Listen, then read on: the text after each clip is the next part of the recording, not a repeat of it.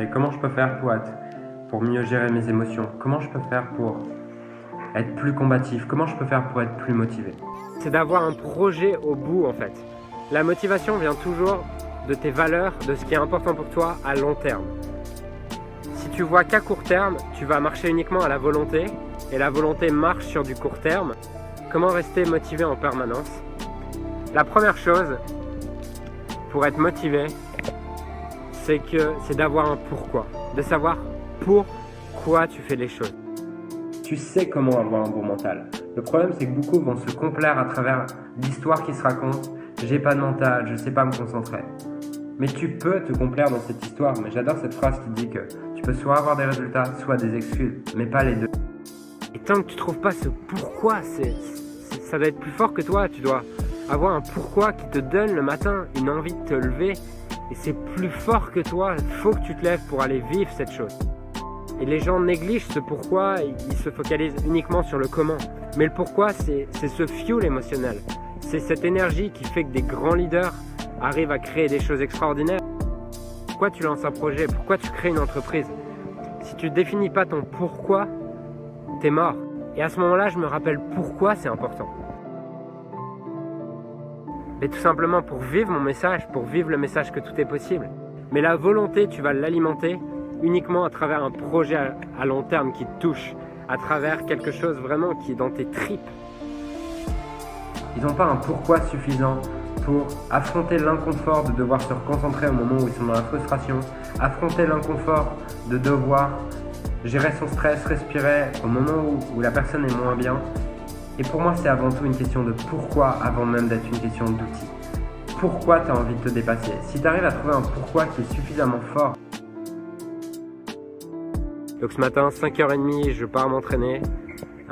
Et il y a un moment dans ma tête, je commence à avoir des pensées du type ouais mais fais chier, il est 5h30, j'ai les yeux encore, je suis encore à peine réveillé. Qu'est-ce que tu fous? J'ai pas envie de m'entraîner.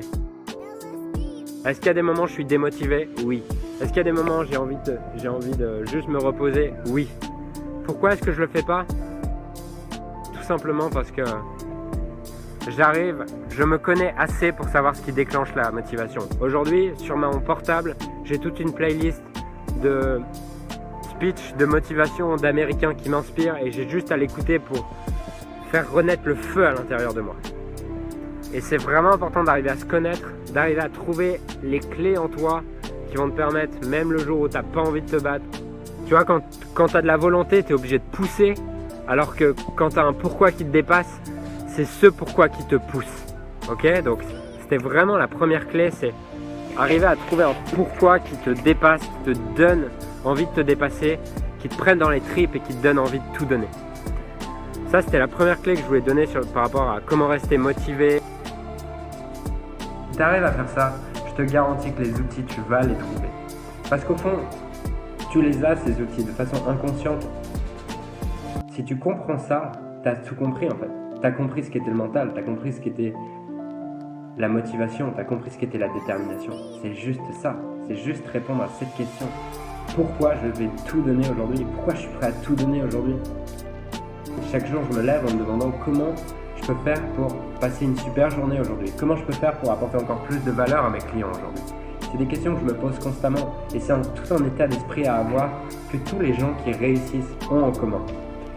Les gens qui ne réussissent pas pensent que c'est parce qu'ils n'ont pas les outils, qu'ils n'ont pas les bonnes capacités, qu'ils n'ont pas la bonne génétique, qu'ils n'ont pas le bon entraîneur, qu'ils n'ont pas le bon environnement.